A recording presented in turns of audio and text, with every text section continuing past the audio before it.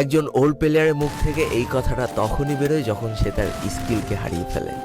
যেই পুরানো প্লেয়ারের গেম প্লেটা দেখে আজ তোমরা হাসছো, এমন একটা সময় ছিল যাকে কাস্টম খেলার জন্য সর্বপ্রথম হায়ার করে নিয়ে যাওয়া হতো।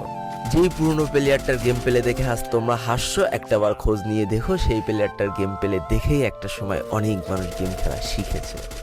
যেই ওল্ড প্লেয়ারটার খেলা দেখে আজ তোমরা তোমাদের গ্রুপে নিতেও লজ্জা পাচ্ছ, খোঁজ নিয়ে দেখো সেই ওল্ড প্লেয়ারটা কোনো একটা সময় কোনো একটা গিল্ডের লিডার বা অফিসার ছিল।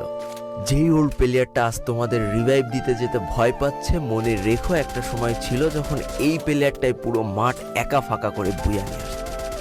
যেই নতুন প্লেয়ারগুলো শুধুমাত্র ডাইনামিক ডুয়োর সাথে গেম খেলার জন্য সারা রাত জাগো, তোমরা মনে রেখো যারা ওল্ড প্লেয়ার ছিল তারা সারা রাত খালি ট্রেনিং পিটাতো নিজেদের স্কিল ভালো করার জন্য। আমি জানি আজকের দিনের যারা অন ট্যাপ মারা প্লেয়ার তারা কখনোই ফিল করতে পারবা না যে বসে জুম করে উঠে হেডশট মারার মজাটা আসলে কি ছিল।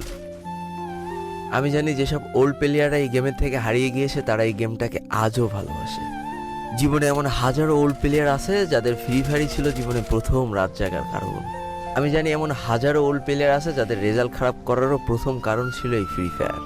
আজকের দিনের নতুন প্লেয়াররা উচ্চস্বরে বলে আমি ফ্রি ফায়ার গেমটাকে প্রচুর ভালোবাসি, আর যারা ওল্ড প্লেয়ার ছিল তারা বলতো ফ্রি ফায়ার আমার ইমোশন।